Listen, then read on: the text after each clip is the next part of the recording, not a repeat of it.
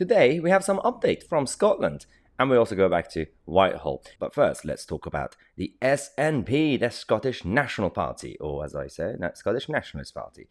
The police in Scotland are now investigating the SNP. They have finally launched their investigation into the SNP's financial fraud claims. Now, this is going to be quite big because there's been a lot of claims over the last few years, especially 2017, when the SNP started their fundraising or donations, the campaigns to raise money for the second Scottish independence referendum. Of course, they've raised a lot of money, and that referendum hasn't really happened. There's no campaign, and the money has been spent by Nicola Sturgeon and her minions. Now, we want to know where the money is. We want to know how much of it is actually fraud in terms of the legality, and what is exactly happening in Scotland. Because yesterday, when I was talking about Greensill and their lobbying firms and trying to get into government and the political system, the same thing happened in Scotland with the SNP, where somehow there's no record of certain meetings between a lobbyist and Nicola Sturgeon's senior team. What happened to the meetings? What happened to the minutes? We don't really know. But this is going to be quite interesting because £600,000, over £600,000 has been raised by the SNP establishment using their cybernet and all the Scotnets and their support to raise the money that they wanted. But we don't really know what happened with the exact funding. But it goes back to the whole of the complacency of the establishment, especially in Scotland, because we know that David Cameron was part of Greensill, basically lobbying on behalf of them. We found out yesterday he was earning £29,000 a day. That's where David Cameron came in. But it escalates because it's not really about politicians anymore. It's the whole of the establishment, the civil service. This is Sue Gray.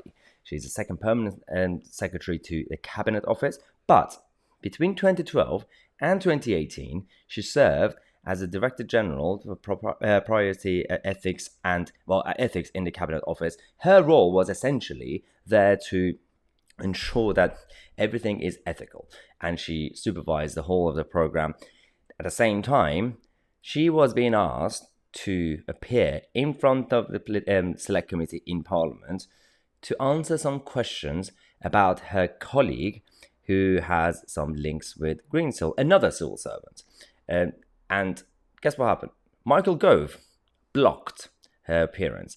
He stopped Sue Gray from appearing in Parliament because they were going to ask about Bill Crothers, who was also a civil servant when he left Whitehall to get a job at Greensill.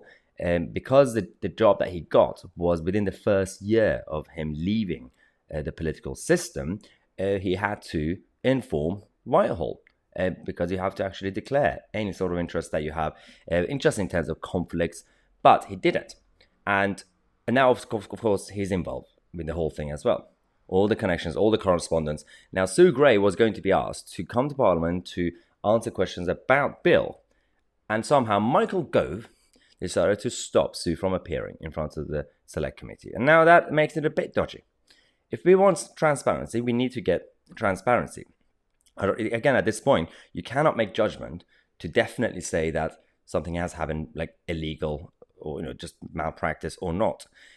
When there's lack of transparency, that's my main focus in this today's theme, this program, is we need to know the truth. And that's all that matters for me. Right, two things. Firstly, as you know, that's literally the only short version I could post on this, because the rest of it will either be, as usual, censored or removed or demonetized by YouTube. And the rest of the topics that we talk about in this program, it's going to be quite edgy. So, and secondly, if you want to watch the full and uncensored version of this episode, where we discuss all the matters from the lack of transparency and the hypocrisy of the government when it comes to restrictions and, again, certain words that we can't say, lockdown, and also the political corruption within Westminster and also the SNP government. That's the main one. And the last one, which we can't even post a short clip, is the political football. It's all the cultural battles. I can't even use the other word for it. And so if you want to watch obviously all that, then go to myatousi.co.uk, our new channel. So you get access to the full version of the daily shows on Monday to Fridays, but also get access to all the news articles that we update throughout the day, and much more. So check out myatousi.co.uk, watch the full episode, and I'll see you on the other side.